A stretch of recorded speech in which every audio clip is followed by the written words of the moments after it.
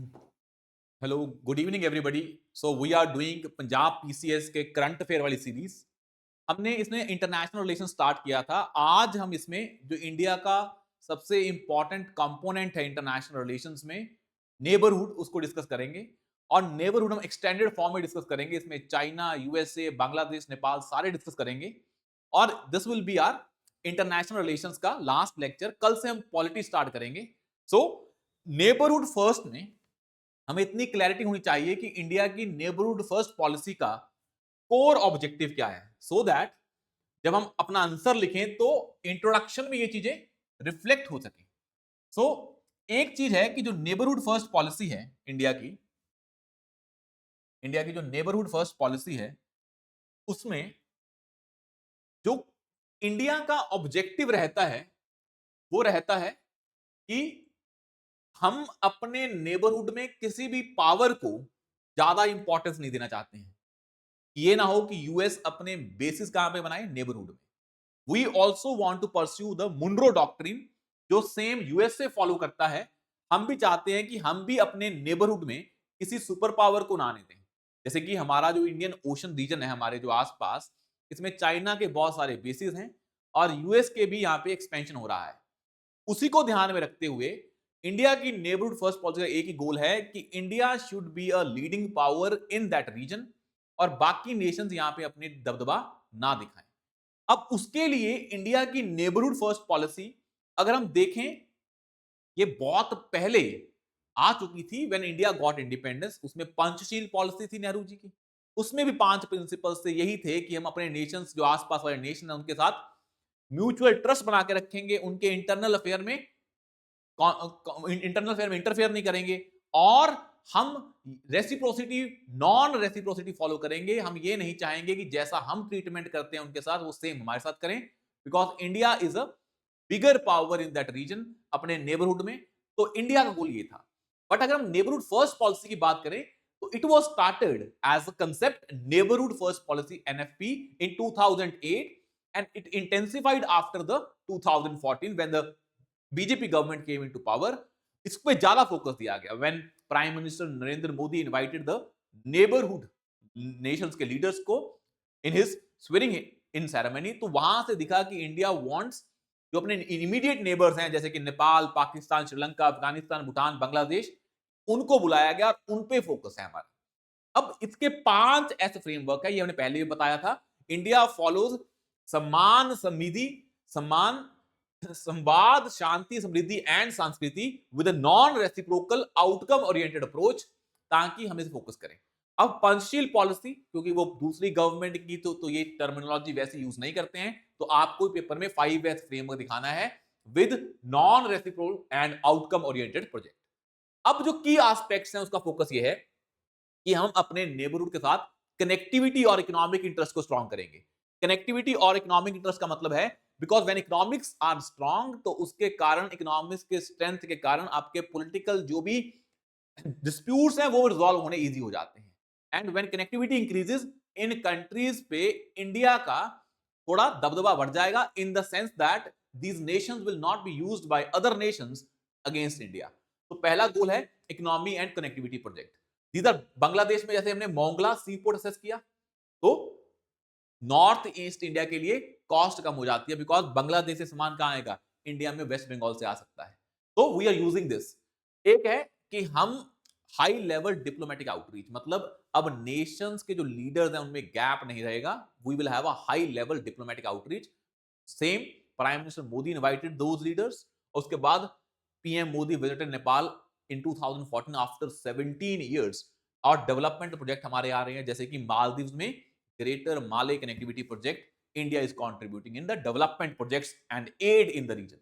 उसके बाद हमारा ये है कि इंडिया के आसपास वाले जो नेशन है, इनमें हाइड्रो पावर इलेक्ट्रिसिटी का बड़ा पोटेंशियल है। तो India is making a try party agreement with Bangladesh, Nepal, so that that power can be traded. जो वहां से सरप्लस है इंडिया में, डेफिसिट जो नेशन है वहां पे पावर आए, so that trade relation, power trade relation बढ़ सके। वैसे इसका मेन गोल है कि हम चाइना के इन्फ्लुएंस को काउंटर करेंगे, क्योंकि एक चीज है कि China's influence is increasing in this region. तो ये जो कनेक्टिविटी प्रोजेक्ट्स हैं, जो ये फाइनेंशियल हेल्प है, जैसे श्रीलंका में जब डेट क्राइसिस आया तो India help China so that China can have a neutral stance towards India and China.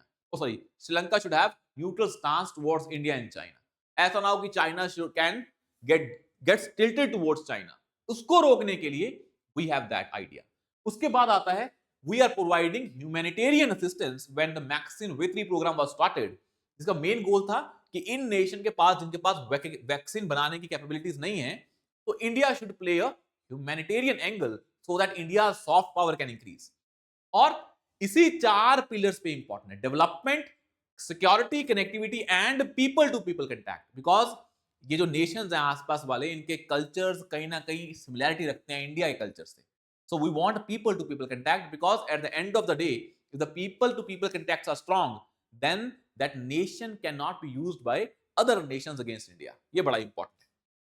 हमारा जो पहले ही पढ़ा हुआ है, तीनों चीजें हमने पहले पढ़ी हुई हैं, एक SAGAR, security and growth for all in the region, vaccine Maitri and quick impact projects. हम चाहते हैं कि हमारे प्रोजेक्ट्स वो ना हो कि हमने प्रोजेक्ट डिक्लेयर किया, एमओयू साइन किया और उसको हम इंप्लीमेंट नहीं कर पाए, बिकॉज जनरली बोला जाता है कि इंडिया डिलीवर नहीं करता है।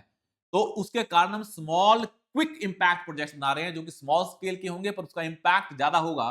तो इसलिए India is doing that in his neighbourhood first policy. Challenges क्या है? अब चाइना की जो पॉलिसी है उसे बोल देते हैं date trap diplomacy. In China जैसे श्रीलंका में इज क्रिएटिंग अ कंडीशन जहां पे Sri Lanka is dependent on China because अब वो प्रोजेक्ट जो लीज पे हैं 100 साल तक है और उन प्रोजेक्ट्स में इतना रेवेन्यू नहीं है, तो चाइना इन कंट्रीज को डेट में डाल के अपना कंट्रोल रखती है कि फाइनेंशियल कंट्रोल होना चाहिए। तो ये बड़ा प्रॉब्लम है। पाकिस्तान इज अ नेबरहुड और पाकिस्तान का जो प्रॉक्सी वॉर है, जो इंसिडेंट्स होते हैं लाइक पुलवामा और पहलगाम, तो इसके कारण पाकिस्तान आउट हो जाता है। और नेबरहुड में अगर पाकिस्तान के साथ इक्वेशन अच्छी नहीं है, that impact equation with other countries also. और चाइना का growing influence through its belt and road initiatives, South China Sea में aggressive policies, cartographic aggression, it creating problem for India. और दूसरा, जो हमारे नेबरहुड नेशंस हैं, इन नेबरहुड नेशंस में पॉलिटिकल इंस्टेबिलिटी है। म्यांमार में देखें, बांग्लादेश में देखें, तो हाउ टू डील विद इन nations is a very big question mark for Indian foreign policy.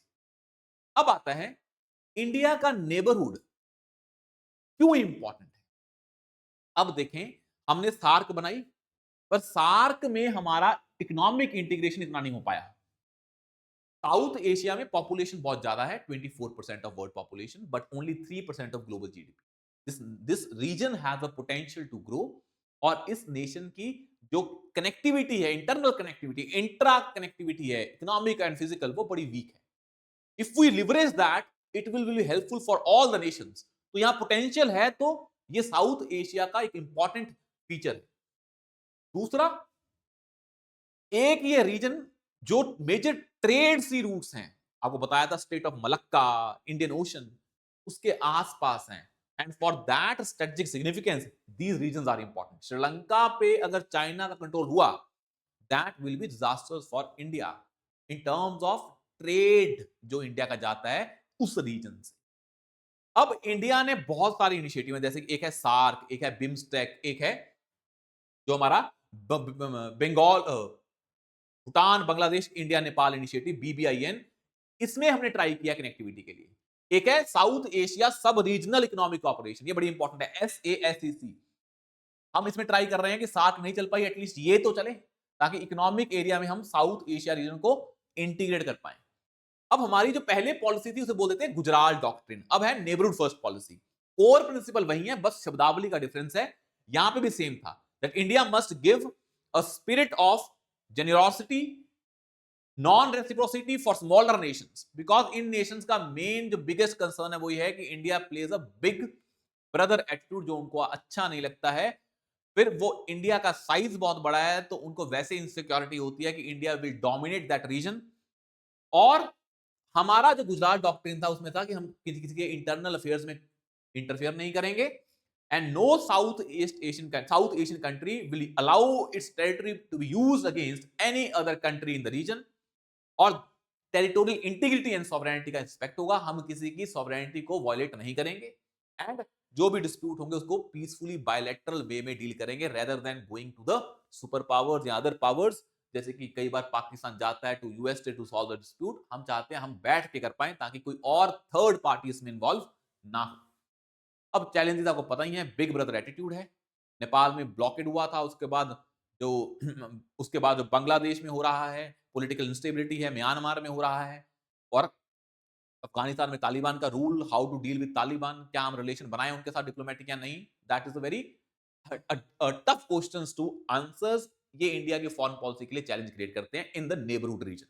China का बीआरआई एक्सपैंड कर रहा है, इकोनॉमिक क्राइसिस है 2000, अगर हम बात करें इस 2024 में 22 में प्रोजेक्ट डिले होते हैं, माले प्रोजेक्ट डिले हुआ है, तीस्ता रिवर अभी भी वाटर डिस्प्यूट चल रहा है। तो अगर ये सॉल्व नहीं होंगे, how to integrate illegal migration का इशू है फ्रॉम दीज कंट्रीज। अब हाउ टू डूल, यही जो हमारी 5S अप्रोच है, इसको लिख देना कंक्लूजन में कि भाई संवाद मतलब डायलॉग करें, ट्रैक टू डिप्लोमेसी। जो हमारी ऑफिशियल चैनल को छोड़ के जो हमारे सिविल थिंक टैंक्स हैं उनको लें और साथ में क्या करें, डायलॉग स्टार्ट करें। और सम्मान मतलब स्टार्ट रिस्पेक्टिंग द नेबरहुड, उनको हम एज अ नेशंस देखें जिनकी सॉवरेनिटी और टेरिटोरियल इंटीग्रिटी इंश्योर करके रखनी है। कोऑपरेशन करें during the time of crisis by making a team in the region. उसके बाद शांति, वही मेन है, peace that is India's core principle of Vasudhaiva Kutumbakam. Prosperity through intra regional trade, because SAARC का इंट्रा ट्रेड बड़ा कम है। अब इंडिया चाइना के जो रिलेशन की बात है, अब इंडिया चाइना के रिलेशन में इश्यूज क्या क्या हैं, उसके कारण इंडिया पे क्या इंपैक्ट पड़ रहा है and how to deal with that, वो समझते हैं। पहले तो ये समझें, हमारे इंडिया और चाइना के बीच में रिलेशंस अगर पीसफुल हो जाएं, how that is beneficial for India as well as China. तो पहली चीज आती है, अगर हमारे बॉर्डर डिस्प्यूट रिड्यूस हो जाए, मतलब उसमें हम कोई ना कोई अंडरस्टैंडिंग पे पहुंच जाएं, that will promote regional piece, और हमारा फोकस होगा इंडो पैसिफिक में और साउथ एशिया में for development. If India can become the part of Belt and Road Initiative of China, it can happen only when China ensures transparency in these projects and not pursue the debt trap diplomacy or aggressive policies. Should not use economics as a tool for the political interest. तभी ये हो पाएगा, पर अगर ये हो गया तो south Asia and Indo Pacific में डेवलपमेंट हो जाएगी अच्छी, because China has resources, India has talent also, both can collaborate in these respects, ताकि इस रीजन में पीस एंड स्टेबिलिटी आए। और इंडो पैसिफिक प्रोस्पेरिटी के लिए बड़ा इंपॉर्टेंट है, because now world order is shifting in Indo Pacific, और जब कोई वर्ल्ड ऑर्डर शिफ्ट हो रहा होता है, it impacts the stability of the region. अब इस रीजन में सारी सुपर पावर आएंगी, आप देखें फ्रांस, यूएसए, क्वाड बनेगा, स्क्वाड बनेगा, ओकस बनेगा, that will create a militarisation in the region, that will be disaster for the region itself. उसको बचाने के लिए वी हैव टू इंश्योर, अगर हमारे रिलेशन अच्छे हो जाएंगे तो इंडो पैसिफिक प्रॉस्पेरिटी आ जाएगी, ये ग्रुपिंग बननी एक दूसरे के अगेंस्ट कम हो जाएंगी। और दूसरा, इंडिया कि केस के लिए China supplies active pharmaceutical ingredients, जो हमारी India is like a pharmacy to the world. हम जेनरिक मेडिसिन बहुत ज्यादा बनाते हैं, पर उसके बनाने के लिए जो एपीआई चाहिए होते हैं, एक्टिव फार्मास्यूटिकल इंग्रेडिएंट्स, वो सारे चाइना से आते हैं।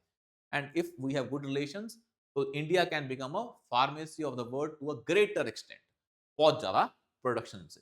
और दूसरा, बहुत सारे रेयर अर्थ मेटल्स हैं जो चाइना डोमिनेट कर रहा है। आजकल जो लड़ाई हो रही है वो ट्रेड वॉर है, और ये ट्रेड वॉर एंगल ले रहा है जो हमारे क्रिटिकल मिनरल्स का वॉर है। अगर वो रोक देंगे तो जो फोर्थ इंडस्ट्रियल रेवोल्यूशन के बाद अब एआई रेवोल्यूशन आ रही है, then every nation can be benefited from that if India and China work on that कि हम critical minerals को cooperative manner में extract करेंगे rather than a political angle। और दूसरा, बहुत सारे ये नेशंस हैं ब्रिक्स और एससीओ, जिसमें इंडिया के हैं, चाइना मेंबर हैं, ये दोनों काम करके जो वर्ल्ड लेवल की ऑर्गेनाइजेशन है, जैसे कि डब्ल्यूएचओ, डब्ल्यूटीओ, हमारी जो आईएमएफ, वर्ल्ड बैंक, उनको रिफॉर्म कर सकती है और इन ऑर्गेनाइजेशन को और ज्यादा इंक्लूसिव और डेमोक्रेटिक बना सकते हैं। अगर इंडिया और चाइना एक होंगे तभी यूएनएससी में रिफॉर्म भी आ सकते हैं। अब हमने जो इंडिया चाइना का रिलेशन है, पहले हमारे अन्य के साथ पंचशील एग्रीमेंट साइन किया 1954 में, फिर 1962 में साइनो इंडिया वॉर हुआ, and that was the phase जब इंडिया में इनसिक्योरिटी आई विद रिस्पेक्ट टू चाइना, कि China is can not be a trustworthy partnership. हमने 1962 के बाद approximate after 26 years in 1988 Rajiv Gandhi visited China.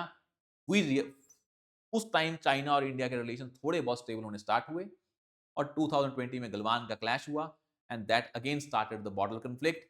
फिर वही इनसिक्योरिटीज क्रिएट हो गई। और अब मेन चीज ये है, जो इंडिया और चाइना के रिलेशन के बीच में जो सबसे बड़े कंसर्न है वो क्या है? China pursues hydro diplomacy, China using water as a tool to create tensions in Indo-China relations. For example, Brahmaputra से पानी आता है and the Brahmaputra river enters in northeastern India. अगर चाइना ब्रह्मपुत्र रिवर वाटर का हमारे पास डाटा नहीं देगा तो how can India deal with any calamity? तो उसके कारण वाटर पॉलिटिक्स होती है। एक तो डैम बनते हैं ट्रांस बाउंड्री रिवर्स पे और डाटा शेयर नहीं होता है। एक हमारे बॉर्डर्स के अनसेटल्ड है, जो लाइन ऑफ एक्चुअल कंट्रोल है, ये कोई डिमार्केटेड लाइन नहीं है। ये हमने कोई बॉर्डर, हमने कोई मैप पे उस लाइन को ड्रॉ नहीं किया है, तो वो अभी बॉर्डर के अनसेटल्ड है और वहां पे क्राइसिस होते रहते हैं। एक है कि ये जो ट्रेड डेफिसिट है ये इंडिया के अगेंस्ट है और India is dependent on China on so many things, for example pharmaceuticals and semiconductors. This trade relation is not symmetrical, that creates further tension. ऊपर से China and Pakistan makes a nexus whenever there is a dispute between India and Pakistan. और China Pakistan economic corridor passes through a region which is India's region, जो Pakistan occupied Kashmir है। तो it is against the India's territorial integrity and sovereignty when China pursues that project of CPEC. उसके बाद आता है जो China की पॉलिसी है string of pearls in the South China sea as well as Indian ocean, where China is making a string of the ocean pearls, मतलब ocean sports, ताकि naval diplomacy को, नेवल स्ट्रेंथ को strong किया जाए। वो बड़ा issue है। और सबसे ज्यादा आता है न्यूक्लियर डिमेंशन, कि भाई both China India are nuclear powers, no first use policy है दोनों की। अब इसके कारण क्या होता है, जब तुम्हारी पॉलिसी नो फर्स्ट यूज है तो तुम न्यूक्लियर वेपन यूज नहीं करोगे, देन द वॉर कहां चला जाता है फिर? कन्वेंशनल वॉर में। और फिर यहां पे वो जो nuclear weapon are use as a deterrence वो यूज नहीं हो पाते हैं। तिब्बत इशू को लेके वो जो दलाई लामा है वो यहां पे हैं, तो उनको लगता है कि India is using that thing against China. और ये सारी ब्रॉडर चीजें हैं। अब ये इश्यूज तो रहेंगे रहेंगे, पर इससे ज्यादा ब्रॉड इशू है कि जो चाइना है उसका आइडिया है there can not be two tigers on the same hill. मतलब China should be a dominant player in Asia, but India believes it should be a democratic, there can be two tigers on the same hill, both can decide कि भाई हमने क्या क्या हमारी strength है, क्या क्या वीकनेस है, and we both can collaborate to develop the Asia and Indo Pacific region. पर ये अंडरस्टैंडिंग उनकी नहीं है। उनका आइडिया है मिडिल किंगडम कॉम्प्लेक्स का, कि हमें डोमिनेट करना है, बाकी नेशन हमारे सबऑर्डिनेट होंगे।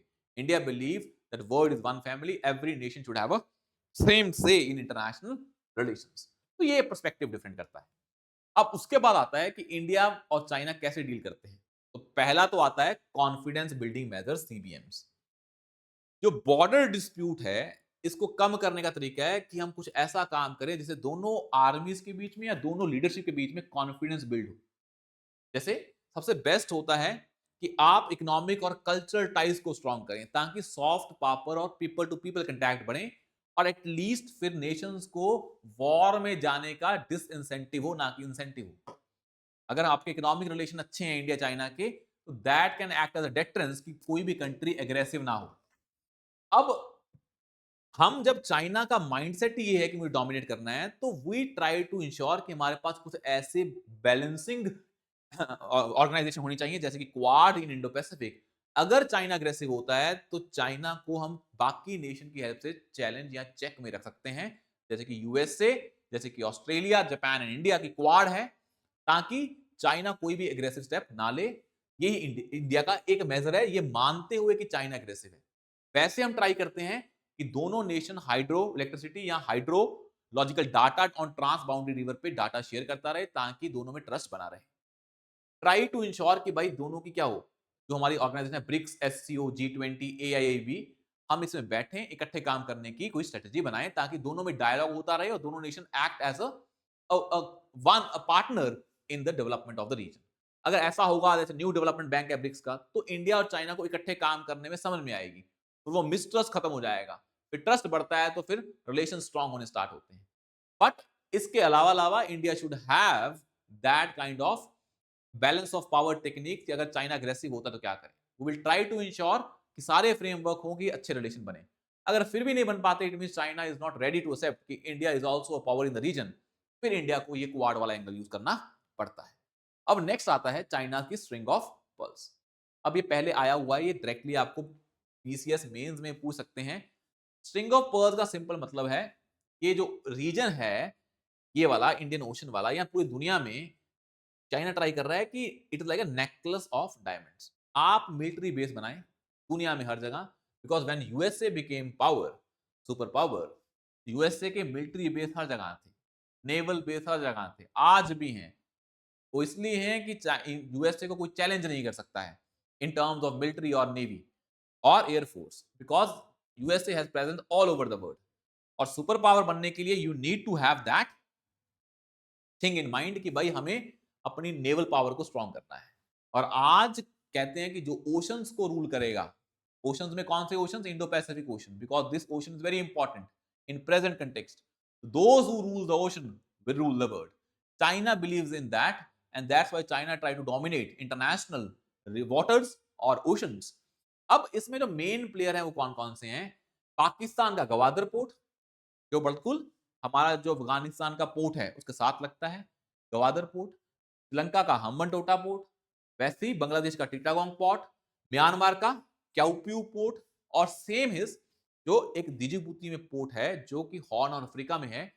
इन एरिया में चाइना ट्राई कर रहा है कि हमारा पोर्ट हो, जैसे कि इंडिया ने भी ट्राई किया है कि हमारा इन एरिया में पोर्ट होने चाहिए। जैसे छाबार पोर्ट है, इंडिया ने बनाने की कोशिश की। दुगम पोर्ट है इन ओमान, और वैसे अजम्पशन आइलैंड एंड सीशल्स इंडिया भी ट्राई कर रहा है। इंडिया ट्राई कर रहा है कि भाई अगर चाइना की नेवी को चैलेंज करना है तो एक इनिशिएटिव है security and growth for all in the region. ये होता है कि इंडिया मैरीटाइम डोमेन में नेशंस के साथ मिलके मैरीटाइम कनेक्टिविटी करेगा, मैरीटाइम डिजास्टर को चेक रखेगा, मैरीटाइम सर्विलेंस देगा कि बाकी के नेशंस इंडिया पे मैरीटाइम नीड्स के लिए डिपेंड रह सकें, and India can challenge the Chinese string of pearls through this initiative of SAGAR. और एक ऐसा ही कल्चरल इनिशिएटिव है दैट इज प्रोजेक्ट मोसम, और ये बताना चाहता है कि हाउ इंडियाज एंशिएंट जो सी रूट्स हैं या कल्चरल लिंकेजेस हैं with other countries, so that soft power can also be developed, और ट्राई टू इंश्योर कि इन रीजन में जो इंडिया का आईटीईसी है, जो टेक्निकल एंड इकोनॉमिक कॉपरेशन है, Indian technical and economic cooperation initiative, उसके थ्रू इंडिया अपने इन नेशंस में क्या करे, कैपेसिटी बिल्डिंग करे ताकि इनमें क्या हो, ट्रस्ट बन सके। अब आता है साउथ चाइना सी का डिस्प्यूट। ये बड़ा इंपॉर्टेंट टॉपिक है, साउथ चाइना सी डिस्प्यूट। अब साउथ चाइना सी चाइना का नहीं है, पर China is trying to dominate this region because this region has a very strategic importance. पहला है, 1/3 of global shipping passes through South China Sea. 1/3 of global shipping of global maritime trade passes through South China Sea. $5 trillion annual trade passes through South China Sea. 40% of petroleum products यहां से जाते हैं। 50% of India's sea trade यहां से जाता है। अगर maritime domain में किसी रीजन की इंपॉर्टेंस है वो है साउथ चाइना सी की। ये significance you can use in your introduction to show why South China sea is important.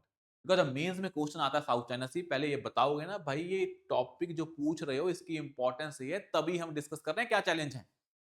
Challenges क्या क्या आते हैं इसमें?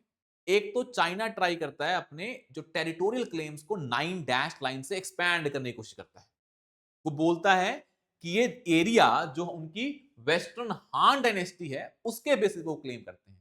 आज वो रीजन दूसरे कंट्रीज के टेरिटोरियल बॉर्डर में आते हैं because of UN clause, United Nation convention on law of seas. और वो मानता है कि नहीं भाई हमारी जो वेस्टर्न हान डायनेस्टी थी उसके बेस पे देखें तो ये रीजन हमारे हैं, तो दे क्रिएट 9 डैश लाइन और उस रीजन में आर्टिफिशियल आइलैंड बना के शो कर रहे हैं कि these region are of China's. Claim country Philippines का डिस्प्यूट है, ब्रूनी का डिस्प्यूट है, ताइवान का डिस्प्यूट है, चाइना, वियतनाम, इन सभी आपस में लड़ रहे हैं। बहुत सारे ऐसे आइलैंड हैं जिसपे डिस्प्यूट्स हैं। और चाइना ने 2016 का जो वर्डिक्ट था United Nation convention on law of seas का, जो परमानेंट कोर्ट ऑफ आर्बिट्रेशन ने दिया था, उसको एक्सेप्ट नहीं किया। वो चाइना के अगेंस्ट था, फिलीपींस के फेवर में था। और this region is basic strategic for of 4 region, तो इसलिए ये न्यूज में है। और ये कंफ्लिक्ट इसलिए है बिकॉज चाइना इस रीजन को मिलिटराइज कर रहा है बाय बिल्डिंग आर्टिफिशियल आइलैंड। जैसे स्पार्टली आइलैंड है ना, वो वहां पे आर्टिफिशियल आइलैंड बना रहा है अपने आप की मिलिट्री कैपेसिटी को बढ़ाने के लिए। USA bound by the treaty to defend Philippines in case of attack because USA and Philippines have that treaty. Taiwan में चाइना और ताइवान के बीच में लड़ाई है because Taiwan believes in democratic principles, और वो जो रिपब्लिक ऑफ चाइना है, ताइवान है, उसमें और जो मेनलैंड चाइना है उसमें डिस्प्यूट रहता है, और उसके कारण कई बार यूएसए भी इंटरफेयर करता है, और इससे चाइना में इनसिक्योरिटी है। तो ताइवान का इशू, यूनाइटेड नेशन और फिलीपींस के बीच में ऐसा अलायंस, और rising nationalism in all the countries, और फिर और मुश्किल आती है because nationalism in China is high, बाकी कंट्री में भी हाई हो रहा है, फिर फाइट बिटवीन नेशंस बहुत इजी हो जाती है if nations are guided by the philosophy of nationalism, and that can be simply be created when the question mark is created on the territorial integrity of the nation. अब next आता है India stand and interest. हमने पहले बताया था आपको कि इस रीजन में जो इंडिया का स्टैंड है वो सिंपल है कि इंडिया चाहता है कि एशियान जो कंट्रीज हैं वो सेंट्रल होंगी। इस रीजन में कोई भी प्लेयर नहीं आएगा बाहर का, जो वहीं रहते हैं उनकी सेंट्रलिटी है, उन पे फोकस रखा जाएगा, they will be the key drivers in this reason.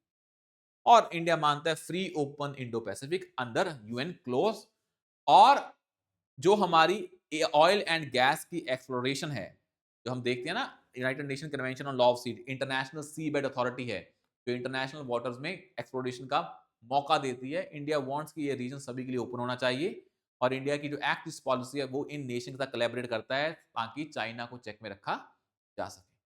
अब आता है नेक्स्ट जो इंपॉर्टेंट है वो है चाइना पाकिस्तान इकोनॉमिक कॉरिडोर।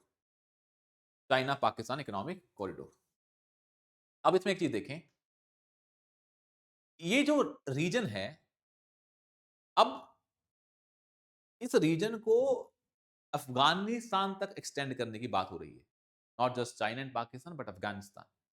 तभी ये बिगर क्वेश्चन मार्क हो जाता है कि China is entering into India's neighbourhood बहुत ज्यादा। तो अगर चाइना पाकिस्तान अफगानिस्तान एक हो गए, that will be like a disasters for India. Already China और पाकिस्तान की इक्वेशन इंडिया को इंपैक्ट करती है because they can become one when there is any conflict between India and Pakistan. तो इंडिया को रहता है कैसे इसको चैलेंज करें। अब जो China Pakistan economic corridor corridor है, इसका जो मेन है, it is a 3000 kilometre long corridor of infrastructure. 3000 kilometre long है। ये कहां से जाता है? पाकिस्तान ऑक्युपाइड कश्मीर, गिलगित बाल्टिस्तान से जाता है। इसका सेम गोल है जो चाइना का शिंगजियांग प्रोविंस है उसको ग्वादर पोर्ट इन बलोचिस्तान से जोड़ना, चाइना का जो लैंड लॉक्ड है उसको पोर्ट से जोड़ना। अब इसमें क्या आता है, जो हमारा चाइना का बेल्ट रोड इनिशिएटिव है, इसके दो कंपोनेंट हैं, एक सी कंपोनेंट है, एक लैंड कंपोनेंट।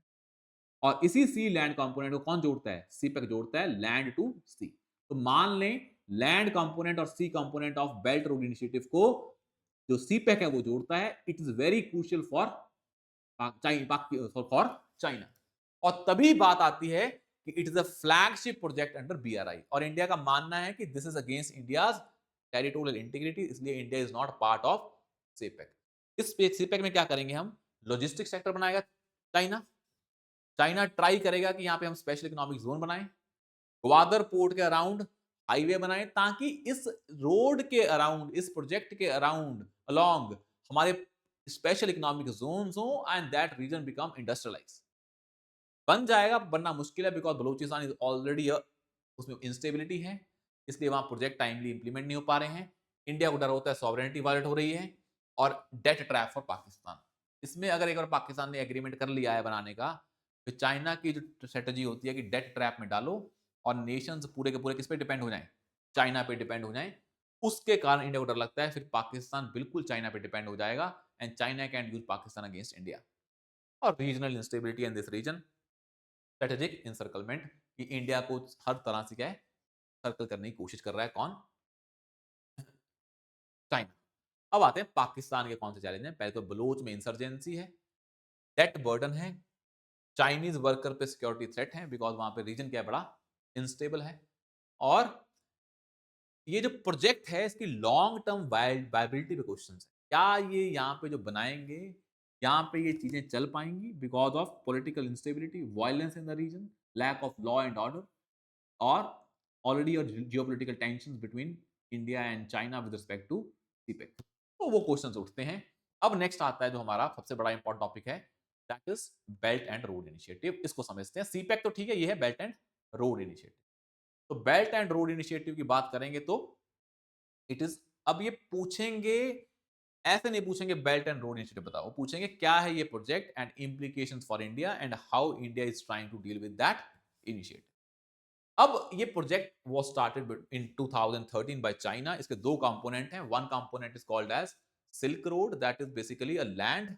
एक है maritime silk road, that is basically maritime projects. तो लैंड और मैरीटाइम दो कंपोनेंट हैं इसके। इसमें बहुत सारे कॉरिडोर हैं। एक कॉरिडोर कौन सा है? China Mongolia Russia. एक है China central Asia west Asia. एक है न्यू यूरेशियन। एक है चाइना पाकिस्तान। एक है चाइना चाइना इंडो चाइना। एक है Bangladesh China India Myanmar economic corridor. तो इंडिया स्टैंड ये है कि India is not accepting BRI in totality, but wherever it serves India's interest, India will become the part of the project under BRI। हमने BRI को पूरा का पूरा reject नहीं किया है, because in one component India is a part, that is Bangladesh China India Myanmar economic corridor. और India के जो कंसर्न है वो यही है जो हमने ऊपर पढ़े हैं कि याई भाई इस प्रोजेक्ट्स में कोई ट्रांसपेरेंसी नहीं है, कितना पैसा लगा कोई ट्रांसपेरेंट नहीं है, कंट्रीज के काउंटेबिलिटी नहीं है। China is not transparent with respect to project. Countries are entering into debt diplomacy, debt trap diplomacy. और एनवायरमेंटल कंसर्न है बिकॉज इस पे फोकस किस पे है? Only on the economics rather than the sustainability of the project. और और challenge है इंडिया का, भाई इसको कहाँ एक्सटेंड कर दिया हमने? अफगानिस्तान तक एक्सटेंड कर दिया है। तो इंडिया ट्राई कर रहा है कि मैं सीपैक के थ्रू ना जाऊं।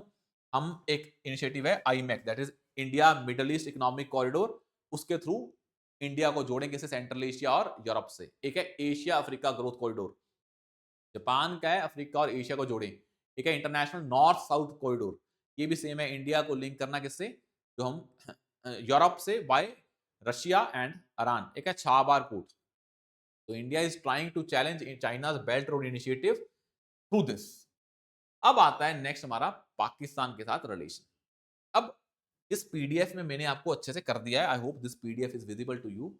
पर इंडिया एंड पाकिस्तान के बीच में जो सबसे बड़ा प्रॉब्लम है वो ये है कि हमने 1971 वॉर के बाद एक शिमला एग्रीमेंट साइन किया था।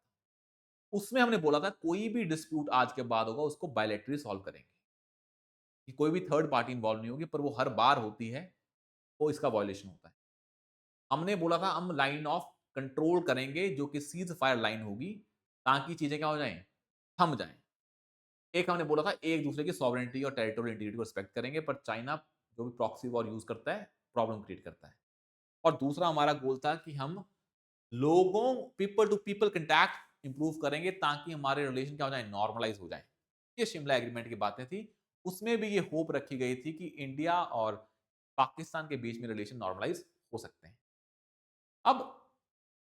अब ये सब कुछ जो कंटेक्स्ट देखेंगे तो समझ में आएगा, both countries committed to settling differences by peaceful means, respect for LOC, renunciation of force, diplomatic relation improve करेंगे। गोल ये था कि पीस होनी चाहिए, प्रिवेल, वॉर नहीं होना चाहिए, डिप्लोमेटिक आउटरीच होनी चाहिए। बट ये हुआ नहीं।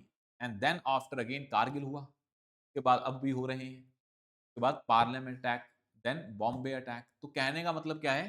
दीज आर द इंसिडेंट्स जो क्या शो करते हैं कि Pakistan is trying to use a proxy war और अ लो लेवल वॉरफेयर, ताकि ये एक्सेप्टेंस ना आए कि जो भी इंडिया और पाकिस्तान है, इनका जो कोर डिफरेंस है कि इंडिया सेकुलर है और पाकिस्तान क्या है? थियोक्रेटिक इस्लामिक नेशन है।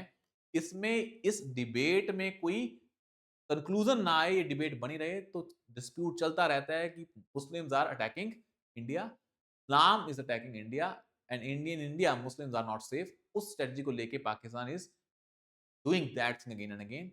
अब इंडिया के पास जो ऑप्शन है वो सिंपल है कि इंडिया शुड यूज, जैसे हमने देखा ना कि भाई जब ये शिमला एग्रीमेंट साइन हुआ तो उसके बाद भी ये चलता रहा तो हमारा जो मेन फोकस है वो ये है कि हम क्या करें कि जो भी न्यू इंडिया का न्यूक्लियर डॉक्ट्रिन है, उसमें हमारी पॉलिसी क्या है, नो फर्स्ट यूज़, उसको स्ट्रॉन्ग रखें। हमारा जो डेटरेंस है, वो स्ट्रॉन्ग होना चाहिए। इंटेलिजेंस शेयरिंग स्ट्रॉन्ग होनी चाहिए। India use a kind of very precise attacks वो होने चाहिए। बट इंडिया को एक डेटरेंस क्रिएट करनी है कि terrorism is not a without cost phenomena. अब जो भी ये करेगा दैट पर्सन हैज़ टू पे द कॉस्ट, और उस कहानी से हम चल रहे हैं। That is a basically doctrine called as जो डोवल डॉक्ट्रिन। इंडिया की पॉलिसी अब पाकिस्तान के जो अगेंस्ट है डिफेंसिव नहीं है, हम ऑफेंसिव डिफेंस कर रहे हैं। It means we are doing the offence so that a defense of the country can be ensured, and that we did by attacking the terrorist bases थे of Pakistan near the border, so that the cost should be very high to for these attacks in India after Pulwama and after Pahalgam जब ये हुआ। तो कहने का मतलब क्या है, अब India is using this as a tool कि हम अब पाकिस्तान के अगेंस्ट ये डेटरेंस क्रिएट करें, नॉट बाय सेइंग कि भाई कोई ना अपने आप हो जाएगा change, we have to be offensive in that. तो हम वही कर रहे हैं इसमें। और शिमला एग्रीमेंट में पाकिस्तान ने वॉयलेशन की, बिल्कुल की। एग्रीमेंट साइन होता है, इंडिया वॉर जीतता है पर हमेशा एग्रीमेंट में हार जाता है, बिकॉज इंडिया नोज कि पाकिस्तान को डिस्ट्रॉय करके फायदा नहीं है, because then Pakistan people will also be against India. People to people contact को इंश्योर करने के लिए हम कभी भी उनको इतनी ज्यादा जो ट्रीटी है उसमें उनकी बहुत ज्यादा क्या करते हैं, बेइज्जती नहीं करते हैं इन टर्म्स ऑफ, मान लो कोई फाइनेंशियल सैंक्शन लगा दी, इन टर्म्स ऑफ हमने उनको मना कर दिया। We also try to ensure कि चीजें पीसफुल होनी चाहिए, आपस में होनी चाहिए, और ये इस चीजों का मिलिट्री एंगल नहीं होना चाहिए, प्रॉक्सी वॉर नहीं होनी चाहिए। Pakistan is doing that again and again. तो इंडिया के पास यही डॉक्ट्रिन है, दैट इज ग्लोबल डॉक्ट्रिन। अब नेक्स्ट आता है जो हमारा टॉपिक है, that is India Sri Lanka relation. अब इसमें जब आपको समझना है इंडिया श्रीलंका रिलेशन, तो एक चीज समझ लें, और जो ये टॉपिक है ना शिमला एग्रीमेंट वाला, हमने ये पीडीएफ में पूरा अच्छे से दे दिया है। पहले तो ये समझ लें कि शिमला एग्रीमेंट के प्रोविजंस क्या थे, क्या क्या वॉल्यूशन हुआ है, क्या क्या सिग्निफिकेंस है, और अभी इसकी क्या क्या इंप्लीकेशन है। अब आता है India Sri Lanka relation at a glance. अब श्रीलंका को लेके एक इशू रहता है, दैट इशू इज कि भाई इंडिया ने डिप्लोमेटिक सपोर्ट दी किसको, श्रीलंका को, व्हेन श्रीलंका वाज फेसिंग हमारे फाइनेंशियल क्राइसिस था रिसेंटली। उससे पहले हमने India back Sri Lanka in BRICS with Sri Lanka supports India in UNSC. तो हम एक दूसरे को डिप्लोमेटिक सपोर्ट देते रहते हैं। We both are active in BIMSTEC and IO RA, Indian ocean rim association and BIMSTEC. We are part of organisation and working together for the region जो bay of Bengal या इंडियन ओशन रीजन है। हमारा security operation है Indian ocean reason में on traditional and non traditional threats. हम military exercise करते हैं, SLINEX, मित्र शक्ति एंड मिलान, और इसमें सारी क्या है, ये नेवल, एयरफोर्स और लैंड वाली हैं। ये एक्सरसाइज करना ताकि दोनों में क्या हो, कोलैबोरेशन बढ़ता रहे। और इंडिया और चाइना के रिलेशंस हैं, एक तो हमारा बुद्धिस्ट एंगल है, एक हमारा रामायण कनेक्शन है, बिकॉज, और दूसरा हमारा कॉलोनियल लीगेसी है। दोनों Nations were a colony, both Nations have Buddhist cultural connection as well as Ramayana connection, because in that book so much mention of this region, that is Sri Lanka. India ने उसको financial aid भी दी है, IMF से bail out करवाया था when Sri Lanka was facing the crisis, financial crisis. India is the largest trade partner of Sri Lanka, और FDI में भी बहुत बड़ा कंट्रीब्यूटर है, और लार्जेस्ट सोर्स ऑफ टूरिस्ट। तो श्रीलंका के केस में हमारे रिलेशन इकोनॉमिक्स अच्छे हैं, पर श्रीलंका में जो इंटरनल पॉलिटिक्स चल रही है, that sometimes related towards China. तो चाइना का इंटरफेयर हो जाता है in internal affairs of Sri Lanka, and that impacts India. और उसी को दूर करने के लिए एक तो इंडिया ने क्या किया है, श्रीलंका में डेवलपमेंट प्रोजेक्ट्स किए हैं।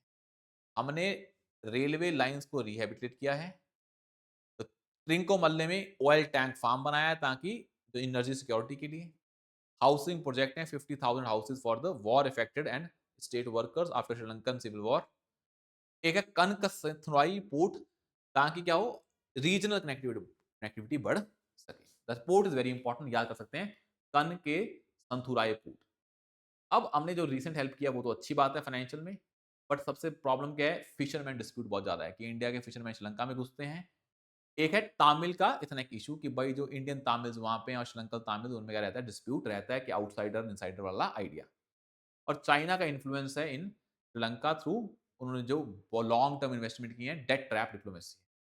13 अमेंडमेंट को लेके डिस्प्यूट है कि जो श्रीलंकन सिविल वॉर हुआ था, कि जो नॉर्थ श्रीलंका है, उनको पावर डिवॉल्व की जाए, वहां पे रह रहे हैं इंडियन ओरिजिन के तमिल्स, और ए तमिल्स जो हैं ये इंडिया के एक तरह का डायस्पोरा ही है या इंडियंस के साथ लिंक रखते हैं, तो इनने बोला था कि 13 अमेंडमेंट करके हम इनको पावर डिवॉल्व कर देंगे, काइंड ऑफ फेडरलिज्म आ जाएगा, उस रीजन के पास अपनी ऑटोनॉमी होगी, पर ऐसा हुआ नहीं है।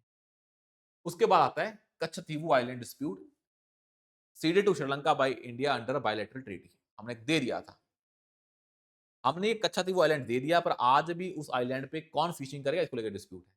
तो कच्छतीवू आइलैंड हमने दे दिया है श्रीलंका को as a symbol of generosity, but उसको लेके कि वहां पे किसके फिशिंग राइट्स हैं वो आज भी इशू है। हम्बनटोटा पोर्ट में चाइना ने उसको 99 ईयर लीज पे ले लिया है, और तभी इंडिया कहता है कि इसको डील करने के लिए एक ही तरीका है कि अब आज के बाद हम वो 5S अप्रोच फॉलो करेंगे। वो पहले भी कर रहे थे, अब भी कर रहे हैं, पर ये इंश्योर करना है कि Sri Lanka will try to have a balance relation between India and China. वो भी अपना नॉन अलाइनमेंट खेलते हैं जैसे इंडिया ने खेला था between USA and USSR. But ये इंश्योर करना है कि श्रीलंका इंडिया के साथ रिलेशन अच्छे रखे, ताकि Sri Lanka should not use it's territory against India. बस ये है, हम नेपाल को ये नहीं एक्सेप्ट कर सकते, मतलब जान से नेपाल से ये नहीं एक्सपेक्ट कर सकते कि Nepal will work with India and not China. Nepal will work with both the countries, but only to the extent that Nepal should not be used against India by China. तो वो बैलेंस मेंटेन रहना चाहिए, and for that हमें multiple arenas में partnerships करनी पड़ेंगी। हमें fisherman के साथ डिस्प्यूट भी रिजॉल्व करना पड़ेगा, और श्रीलंका को भी जो इंडियन तामिल्स हैं उनकी राइट्स और जो भी पावर डिवॉल्व करनी है वो भी करनी पड़ेगी। तो these are the broader perspectives. I think हमें एक और लेक्चर लगेगा to complete the international relations, इसमें अभी अफगानिस्तान, यूएसए और आगे जाके रशिया वाला पार्ट पड़ा है, ताकि हमारा ये पूरे के पूरे बायलैटरल रिलेशन भी अच्छे से कवर हो जाए। तो will do that thing in the next session tomorrow. आज हम इतना ही करते हैं, कल वाले क्लास में हम आइए खत्म करते हैं। Thank you so much.